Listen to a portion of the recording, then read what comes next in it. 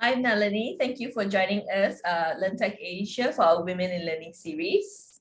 Hi, thank you for having me. If you could just share with our audience, where you're joining us from. All right. So I'm joining everyone from Singapore. So Nice. I'm actually the head of instruction for General Assembly for the Singapore for the APAC market. But I'm based out of Singapore. Singapore. Okay, cool. How long, I think, just before we kind of like dive into the questions, you mentioned just now that you're the head of learning. How long have you been in the L&D industry? So at General Assembly, I've been here for 5 years in the sort of tech space and the learning in L&D space. But in terms of education, that was actually one of my degrees. So I was formerly a teacher and I used to teach secondary school. So education has definitely been something that, I've been in a long time. Specifically now more focused towards like adult learning and like tech. Yeah. Okay. I'm from the same boat. I've got my degree, not in education, but degree in several things, and then it led me to education. I used to teach secondary and like university. So and then now transitioning to adult learning as well. What kind of led that transition? Because I know it's education throughout, but what kind of led you to the transition to like adult learning and I guess a bit more lifelong learning? Yeah, I mean, I think just general, like I started out, I started out teaching in secondary school, and it was really a great experience working with, youth and really seeing that potential. But I think just education in general, I believe that is something that should be accessible for everyone. I think really just by luck, I knew that I still wanted to stay in education, but this role currently at General Assembly really kind of allowed me to still stay within that education area, but also transition into obviously tech and learning a little bit more as we're evolving. So I think I think that's kind of where it led me. So I was able to kind of utilize my learning, my understanding of education and teaching, and then kind of move into this role, and then now teaching people how to teach basically. That's nice. Okay, well, the one thing that really stood out to me was that you believe in making learning accessible to everybody. And I think learning opportunities specifically for women, that's been a bit of an issue. I know that happens quite a fair bit in Asia, just the lack of access to learning opportunities for women. In your opinion, like why do you think it's important for there to be a bit more personalized learning opportunities for women? Yeah, so I think in particular, I will speak to, because I'm in tech. I think, first of all, in tech, there is already generally a lack of talent in the pipeline, as you're seeing with like a lot of like talks around AI and tech. That the talent is already sort of, there's a shortage. Then adding on to that, we see that, the hiring practices tend to favor a little bit more like towards men. I think you've heard about AI tech, about, some of the stuff that people are building out, but the way they kind of calculate the algorithm, typically in terms of like the talents that come through or the applications that come through will like favor a little bit more towards men, and also like the single lifestyle. So I think as well, reskilling and upskilling is also like a key area that most companies are looking at in general, to fill that talent pipeline. But so it just makes sense then to include these learning opportunities specifically for women. So I think it's like definitely really important in terms of like these opportunities be there, but for women, so that it targets and level the playing field. And I think women also are typically a little bit known to be more risk averse and more practical. So I think it is important then to develop these learning opportunities. Just having them is not enough, but like specific and explicit in terms of how this is going to help them in the long run, like acquiring new skills, building on their career growth. So for example, at General Assembly, we have like evening courses that are available, and often like men can, probably take advantage of that. But women might not be able if they want to have to take care of their family or if they have other commitments, right? So this is an example of, we do have those learning opportunities, but we need to make, maybe not targeted enough. So, we do want to ensure that there is opportunities, and also so we do like try to work on that as well. So at GA specifically, we are trying to kind of engage with more accessibility for women through like scholarships that are dedicated to helping support women who are interested in getting into tech. Okay, that's awesome, because I know I've seen a few reports where they say things like, there is a growth of women in the tech industry, but they remain underrepresented, undervalued. And of course, then I like what you said, that women generally are, based on your observation, women are risk adverse and practical, which are, I think, two qualities that are not commonly associated with women, especially the practical part. Yeah.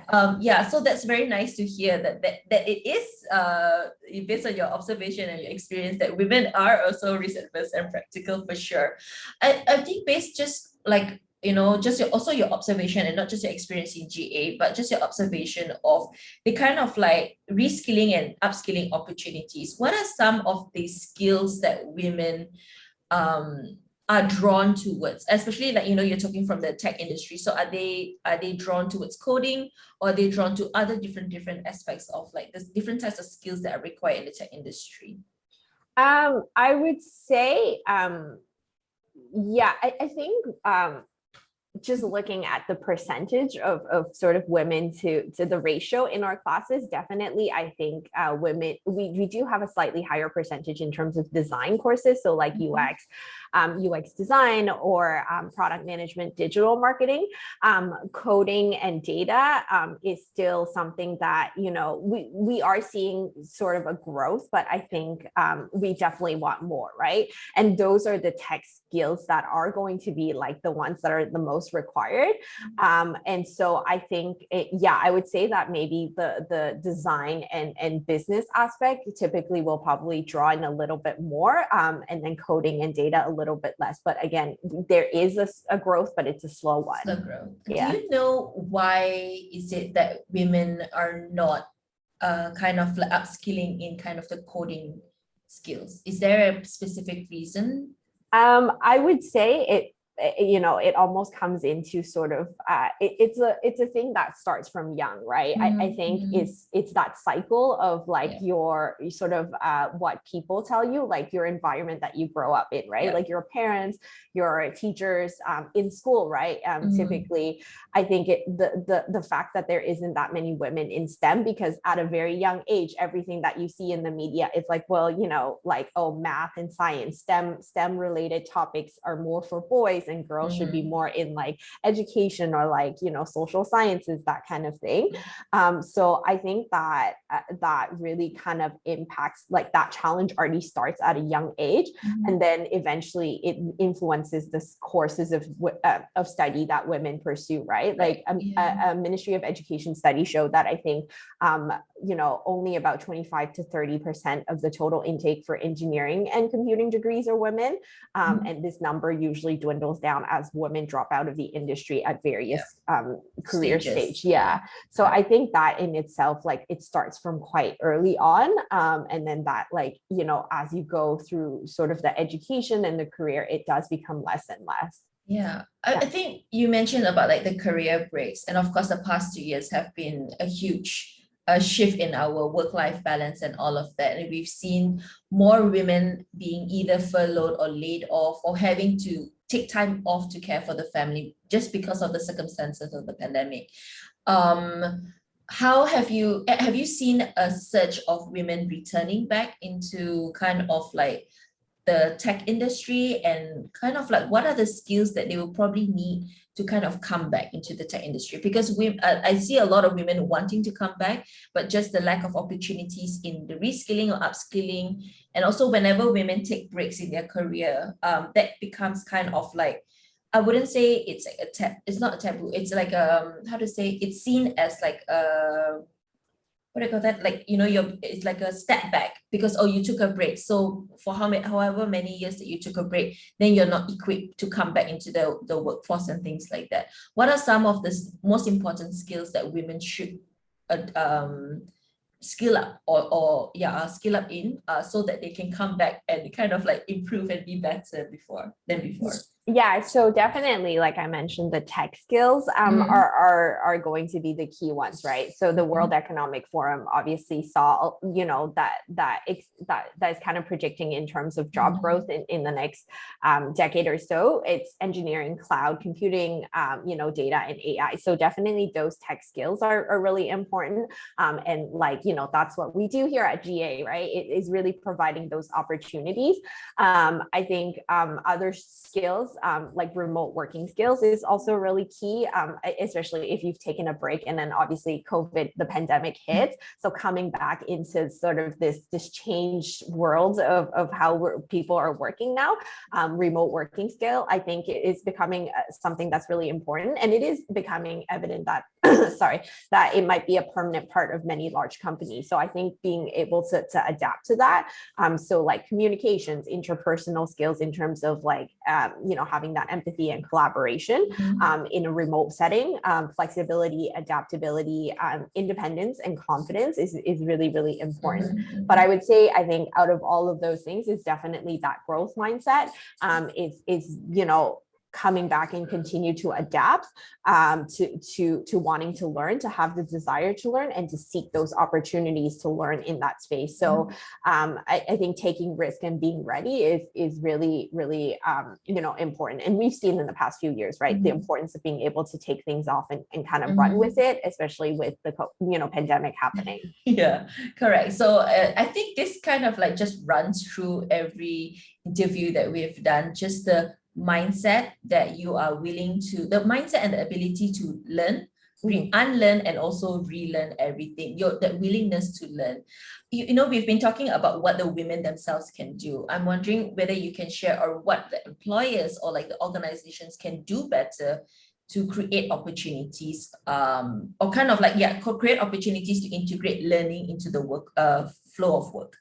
Yeah, so I think in general, like you can start to see like some of the major companies are really, again, going back into the reskilling and upskilling. That's a huge area that, they really are starting to focus on. And again, that's where we're here for at GA to help companies, build those programs. But more specifically, I think in terms of like supporting women, I think, again, targeted, reskilling and upskilling programs. So things like understanding, providing women the time and space and opportunity. So it might be that, reskilling and upskilling programs that you develop, but like that requires, a high percentage of women attendees, right? And that I think helps to create that safe space for women to know, okay, I'm going into a class where, majority are women, we can relate a little bit better, right?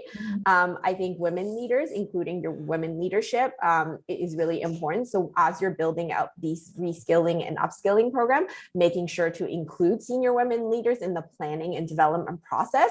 I think obviously the program would be a lot more sort of relatable, but also provides that, view for women to be like, hey, like, these leaders can do it. And so they're able to then see to encourage their growth and that they feel more empowered. I think the flexibility in learning format is also important. I think it's important to consider to provide a program that allows women to be able to balance having a personal life. So whether it is to find a partner, to grow a family, or to work while they learn, I think that's like also another factor that's really, really important. And remote work has had a positive impact in showing us that work can be done remotely just as well. So I think like adapting that flexibility in the learning module, like formats and modality is quite an example. Quite important. Yeah, I think you really raised really, really good points there as well, kind of like integrating and understanding the value of remote work, flexibility, all of that does help with productivity. And just I like this one, having senior women in like leadership positions, because I think that makes a difference. And also studies have shown increasingly that when you have a diverse leadership, diverse group of leaders, that really has a positive impact on the workforce itself. You mentioned just now, just before we started the call, that you were in a course just before this. Yes. Yeah. How have you been kind of like reskilling or upskilling yourself throughout this period? What are some of the new skills that you've been learning? Okay, yeah. So again, I work in the tech, in the tech space. But my day-to-day job, for example, requires a lot of sort of managing data and understanding data. So I've actually recently, I completed actually at the end of last year, just a course on data analytics. So understanding a little bit more like on how to like, how to clean up sort of your data and like make sense of it and like present it in a storytelling way. But the course that I actually just came out of, I'm starting another one on product management. So really understanding like how to kind of take an idea or a product and then kind of build it from like beginning to end and understanding that whole process. It might not necessarily mean that I'm, going to be launching a product, but it's always kind of good to know, especially those are people that I work with a lot, right? In terms of the instructors that what we have at GA are all industry experts. So I want to be able to kind of like be able to have those conversations and talk shop with them, right? Be able to kind of understand what they're saying. And so taking these courses, have been super helpful. Yeah, no, I get what you mean about like, it's not necessarily that you want to launch a new product yourself, but just being able to talk shop with people. Because for me, I'm in the midst of learning more about digital marketing, specifically social media marketing, because whether we like it or not, it's becoming, it's one of those skills that you need to have to be agile and competitive in the future. And I think I don't know for you, but like for me as an educator myself, learning never stops. It really doesn't stop. Yeah. What are some other skills? Maybe like, once you're done with your product marketing one, what is one more skill that you would like to learn this year for 2022? I actually really would be interested in doing a little bit of Python programming because I think coding has been, able to kind of automate a lot of stuff. So, being able to learn some of the basics to like maybe, to provide a little bit more efficiency in our day-to-day work. So Python programming is actually definitely something that I'm interested in maybe my next sort of course to take. Yeah, that's right. That's nice. Okay, so I'll check in with you at the end of the year just to see whether you've taken the class. Yeah, definitely. Yeah. And okay, one last question, bring it back to kind of like the women in general. We talked a bit about what our own personal future of like learning would look like for you would be coding. But what, in your opinion, what does the future of work and learning look like for women in general? So I definitely think we're seeing more representation and like, especially in a lot of tech companies, they are making that effort to showcase that diverse, workforce. So you have people who are in like very senior level, like Anjali Sood, who is the CEO of Vimeo, or Ginny Rometty, who's the CEO of IBM. So again, going back to that, the lack of women in the STEM sort of field in coding, but like we are seeing those representation. So that's really exciting. I think technology has also enabled women to become entrepreneurs. So we've seen a growth in terms of like women-led startups or businesses that are happening, which is great. And so I think, and I think in terms of learning, we are also seeing a lot of tech communities that I would highly recommend. So like Girls Who Code, Girls in Tech, Coder Dojo, and Wise, all are great communities to engage yourself with. But I think even at General Assembly, I would say like that's a great place to start, because we are a little bit more diverse in terms of like we're really connected with our tech communities. We have a lot of specific women, like targeted events for women. So we run how we got there, which is a yearly event, a series of events where it's we spend about 2 weeks inviting really some incredible women to share their stories about how they got into the role they are today, into the tech industry, and really hoping to inspire and encourage people to pursue that learning. So yeah, I think really it's about just taking that first steps to joining those communities. And then from there, that's where you can then expand into like, okay, if you want to pursue more specifically, like there are always options out there.